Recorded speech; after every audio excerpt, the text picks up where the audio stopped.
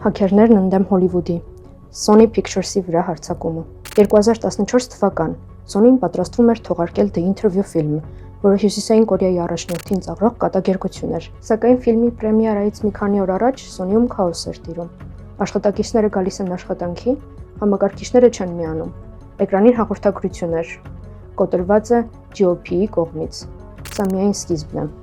Մի քանի ժամում ընկերության ամբողջ ինֆորմացիան արտահոսում է։ Sony Pictures trying to recover here from a massive hack at Sony Entertainment. The head of Sony Pictures is stepping down following one of the biggest scandals. The problems for Sony Pictures. Sony pulls the interview from theaters. It may now never see the light of day. Վերջ թողարկված ֆիլմեր, գործադիրների նամակներ, դերասանների աշխատավարձեր, անձնական տվյալներ, ամեն ինչ։ Մի ամբողջ կինոստուդիայի ներքին խոհանոց բացահայտված էր։ Հետքերը տանում են դեպի Հյուսիսային Կորեա։ Ֆիլմի պատճառով կատարվել էր պետական մակարդակով հարձակում, բայց սա պարզապես ինֆորմացիայի արտահոսք չէր։